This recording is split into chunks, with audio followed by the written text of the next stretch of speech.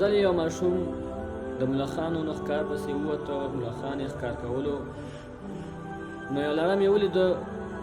دغه ماشوم ګمان وکړ چې دغه لړم دا تر ټولو لوی ملخ دی. دغه ماشوم اراده وکړه چې زه دا ملخ ونیسم، خپل لاس یې ور اوږد کړ. چې کله لاس یې ور نږدې کړ، بېرته خپل لاس یې پورته کړ.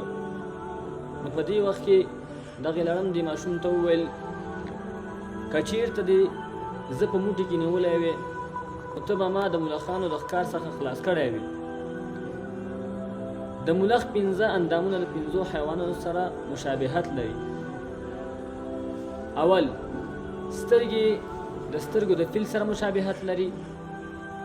دویم، غاړه یې د غاړې د غوا سره مشابهت لري. دریم، سینه یې د سینې د زمري سره مشابهت لري.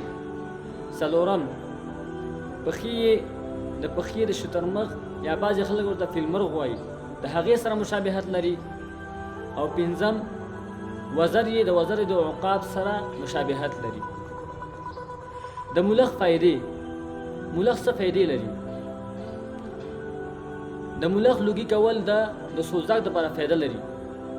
سوزاک وي هغه ملخ لوګی کړي نو د هغې دپاره دا فایده کوي، د هغې سوزاک ختمیږي. او دویم فایده یې دا ده چې کله انسان بواسیر مرض باندې اخته شوی وي او دغه نفر د ملخ غوښه وخوري، نو الله جل جلاله د هغې په واسطه سره دا ورته شفا وګرځوي.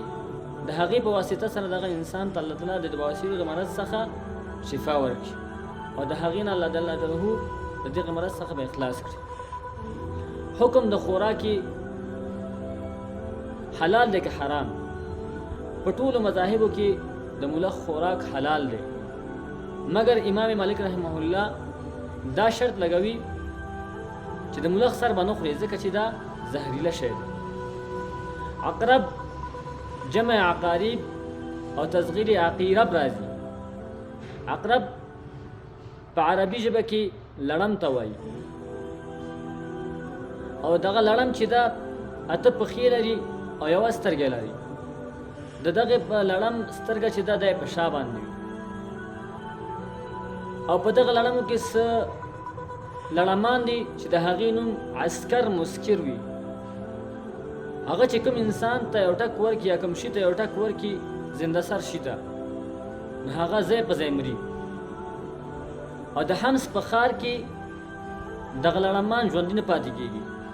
اگر که د بل ملک څخه یا د بل ځای څخه دغه حمس ښار ته ته لړم راوړې ژوندی، خو چې کله هلته ورسېږي د حمس ښار ته، دغه لړم هلته ځای په ځای خپله مري. او په کاشکان کې یو قسم تور لړمان دي چې د هغې د چیچلو نه وروسته مسافر خلک نه مري، مګر د خپل د ځای خلک مري.